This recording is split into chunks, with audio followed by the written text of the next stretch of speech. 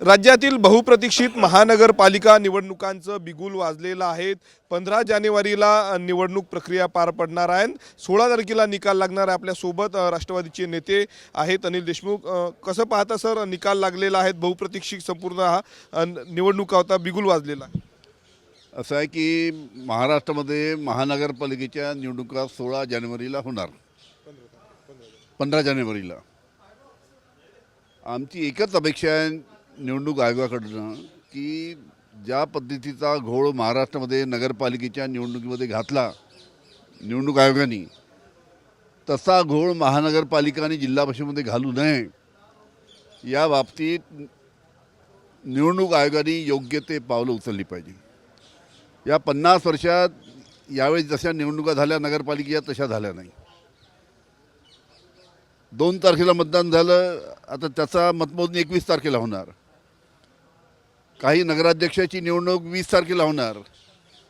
काही नगरपालिकेमध्ये नगरसेवक म्हणून त्याचं 20 तारखेला त्याचं मतदान होणार। म्हणजे असा घोळ आम्ही कधी पाहिला नाही। तसा घोळ निवडणूक आयोगाने या महानगरपालिका आणि जिल्हा परिषदेला करू नये ही अपेक्षा आहे। एकत्र महाविकास आघाडी दिसणार का या निवडणुकीमध्ये? कारण महायुती एकत्र लढणार असल्याची घोषणा केली आहे। असं आहे की आम्ही आता प्रत्येक जिल्ह्याची राजकीय परिस्थिती वेगळी आहे आणि त्या जिल्ह्यामध्ये जी राजकीय परिस्थिती असेल त्या पद्धतीनं महाविकास आघाडीचे जे घटक पक्ष आहेत त्यांची चर्चा करावी अशा सूचना आमच्या पक्षातर्फे देण्यात आलेल्या आहे।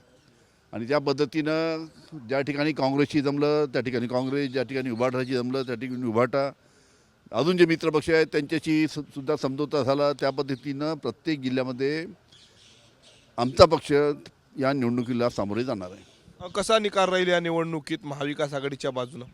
अतिशय चांगला निकाल राहणार आहे आणि चांगल्या पद्धतीनं मोठ्या प्रमाणात आमच्या महानगरपालिकामध्ये आमचे महापौर आणि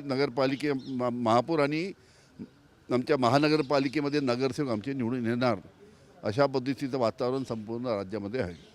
नक्कीच आगामी होऊ घातलेल्या महानगरपालिका निवडणुकांमध्ये महाविकास आघाडीसाठी पोषक वातावरण असल्याचं राष्ट्रवादी काँग्रेस शरद पवार गटाचे नेते अनिल देशमुख यांनी सांगितलेलं आहे। कॅमेरामन अनिकेत दहातोंडेसह मी स्वप्नील उमाप, TV9 मराठी, अमरावती।